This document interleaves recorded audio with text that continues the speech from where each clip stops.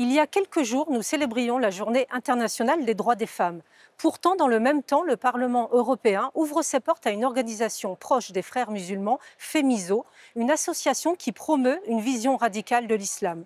Les frères musulmans ont une stratégie bien connue, tenir un double discours pour amadouer les Européens tout en poursuivant un agenda intégriste. Leur objectif, imposer leur idéologie, soumettre les femmes et remettre en cause les principes fondamentaux de notre civilisation. Dans cette logique, l'Open Society de George Soros a financé un rapport biaisé de la Commission européenne sur la soi-disant haine des musulmans.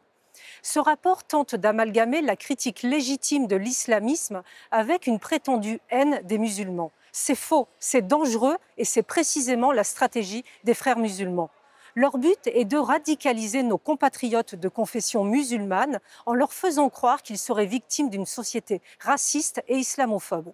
C'est une manipulation inacceptable. Avec mon collègue Christophe B, nous avons saisi la Commission pour dénoncer ce rapport scandaleux. Pendant ce temps, la Cour de justice de l'Union européenne reconnaît la persécution des femmes afghanes sous le régime des talibans. Leur situation est si dramatique qu'il suffit désormais d'être une femme afghane pour être reconnue comme réfugiée en Europe. Mais alors, importer toujours plus de cet islamisme ne fera-t-il pas de nous les prochains Afghans ? Avec Jean-Paul Garot, nous avons écrit à Roberta Metsola, la présidente du Parlement européen, pour dénoncer la présence de Femiso. Nous avons déjà réussi à faire reculer ces islamistes en faisant annuler une campagne de promotion du voile et leur invitation officielle au Parlement. Nous avons de nouveau besoin de vous pour les faire reculer. Aidez-nous à stopper cette complicité avec l'islamisme. Relayez nos initiatives. Faites entendre votre voix.